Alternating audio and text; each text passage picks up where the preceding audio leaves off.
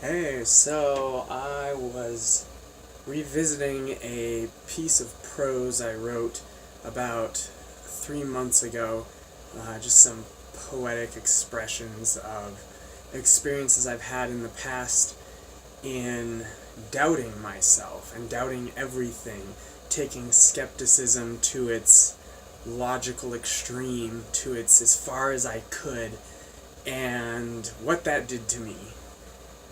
Um, I feel like a lot of people talk about doubt, skepticism, considering you can be wrong. I don't know many people that have taken it this far. Most of them end up in existentialism and nihilism. I haven't surrounded myself with a lot of those people, but finding a way to put it into poetic words was really helpful. This morning I read it to my dad, and he seemed to really like it, which is a good sign. So I figured I'd share it here. I'll probably share it in written form too. There's some poetic beauty I tried to add to the written text, but I feel a lot of the emotion is captured in my reading of it. So I'm going to do my best to read it to you now.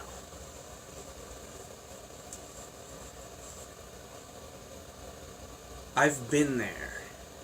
I've been out to the edges, the fringes. I've been deep into that place, skepticism. Some dabble, some read in magazines, some even venture a little. Some watch The Matrix and joke, what if this isn't real? These aren't the logical people, nor are they the questioners, the truth seekers. They know they can be wrong. They know they can misinterpret. Some question as is convenient. They question only as much as they cannot deny. They will question your beliefs, what you put your faith in, but deny their own beliefs are no less than a faith. Some will question your books and facts, but their own views are on equally shaky ground.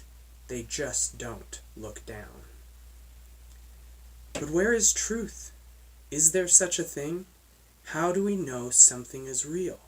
Is anything real? What if this isn't real? How? When? Why? What a frightening question. It demands an answer.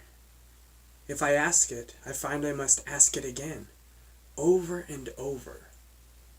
Where does this take me? It's scary where you find yourself. You find answers you don't like. You don't find the answers you hoped you would. You've always taken a different angle. You've wanted to escape lies. You've wanted to know truth.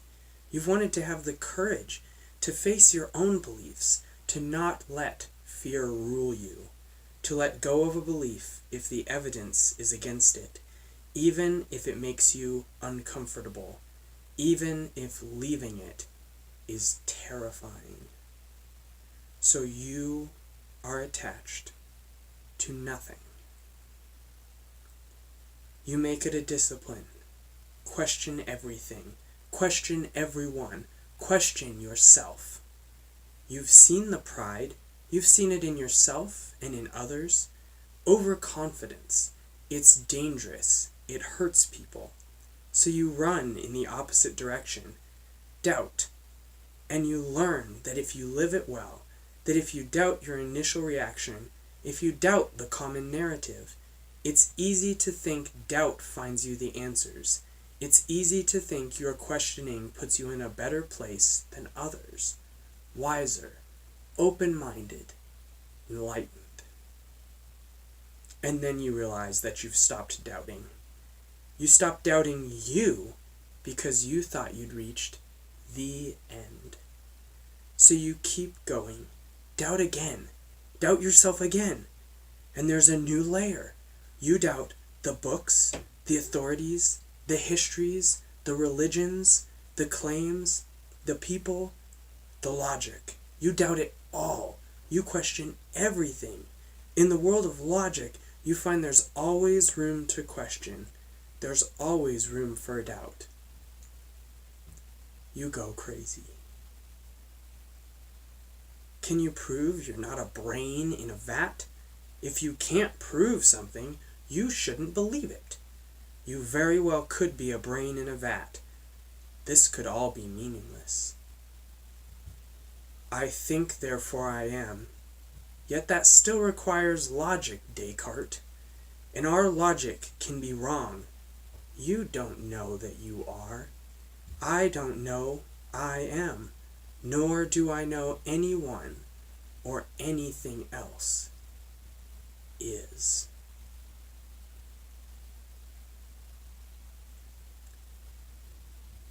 Suffering. It wrings. It fuels. It drives. You ask because of pain. Why? Why does it hurt to be alive? You can't ignore pain. You can't focus on the you can focus on the positive, but pain catches up eventually.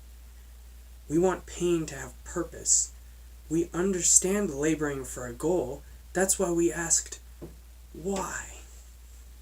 But as suffering washes over us, with no end or purpose in our vision, pain is torment and confusion on an even deeper level. Why pain? It doesn't make sense.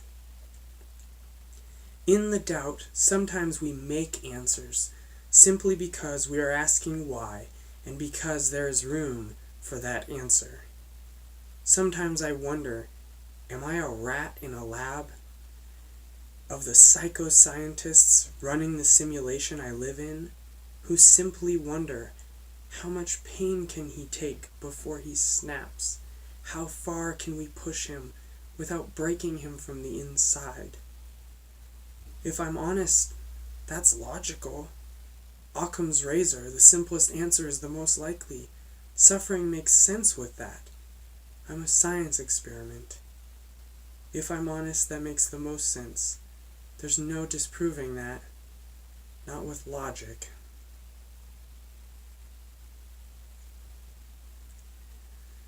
This is a scary place, out here, with no reality, with no people, with no matter, with no God, with no me. These are the fringes. These are where logic reveals its emptiness.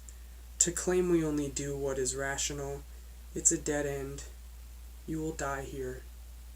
Logic says you should, and leaves you here. There's no disproving that, not with logic. Not with logic alone. I missed something. Remember, I'm fallible. And in this way, I did have hope. I had trapped myself, innocently, sincerely, but I had put myself in a trap, under the authority of my logic. And I am fallible, and in that weakness, the slip-up of the gatekeeper, myself. I had hope he might not keep me here. He might have made a mistake, and I could get out. And he did. I missed experience. I betrayed logic, I betrayed myself. I had a presupposition that logic could sustain and prove itself, that logic was the foundation, that logic was the core. These are presuppositions. Presuppositions are not logical. Really, logic is a tool. Logic assists experience. Experience is reality, and logic lets me work with it. With logic, I go deeper in experience. Logic is not the depths. Logic is an empty vehicle. Logic is an empty death. But experience is full. Experience needs no explanation. Experience is there, in our face, before logic, in the moment, a piece of our human depths. Experience proves itself. Only when logic presupposes itself above experience do we find ourselves alone in the vehicle of logic, an empty car floating in vast, soulless space. But experience is the world in which the car of logic can travel well and far. Rational empiricists who presuppose logic are in reality logic's enemies. Empiricism, pure and simple, that is the true foundation of human reality. Only when I cut off my experience do I forget it. When I shut off my senses, that is when nihilism is the only logical conclusion. It's because I've discounted facts of experience. When experience is given permission to come back, then the answers come before I can even think them. Listen. Music. Taste. Flavor. Feel. Touch. Love. Her. Logic wasn't needed here. Here is here. No observation or proof required. What beauty, what joy, what hope. Reality is home. As I live, as I taste my humanity as it is, I notice the great flavors. I am relationship. I am soul. I am love.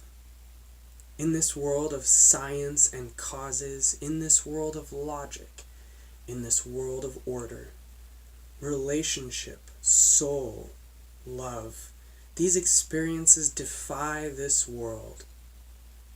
No, they love this world, but they supersede it. Logic does not explain love. Logic does not explain self. Logic does not explain beauty. Beauty endows logic. Soul reveals logic. Love embraces logic. I feel this love that explains all. What is it? Who is he? Christ. I knew it was out there. I knew there was love. I saw it in humans. I felt it in myself. But I was not enough. Why do I hurt others? Why do I hurt myself? I wondered. I was driven to my doubt by these questions. Because love is in me, deeper than logic, a driving experience. Love demanded I know. It would not be satisfied, not without answers. Answers deeper than logic. But now I've encountered him. I see what I want. I see what I want to have, what I want to give. Love.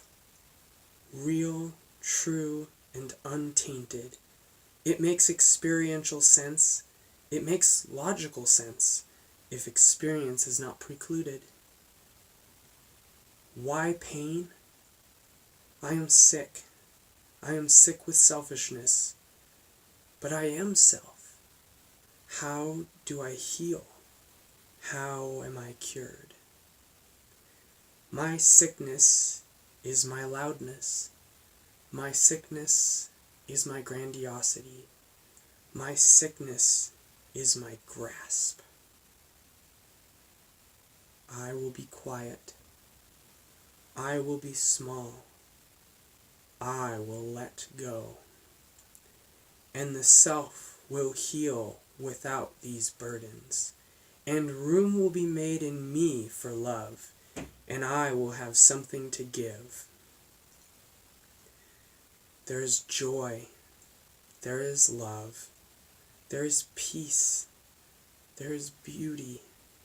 There is hope.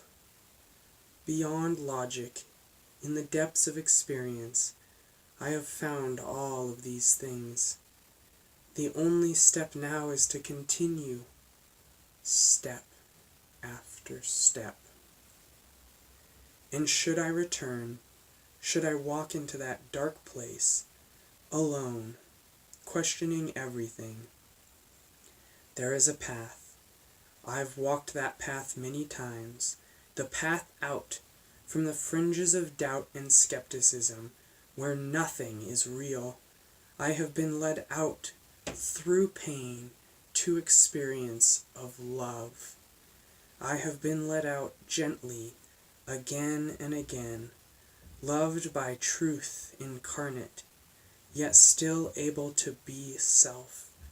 I am led out once again, step after step.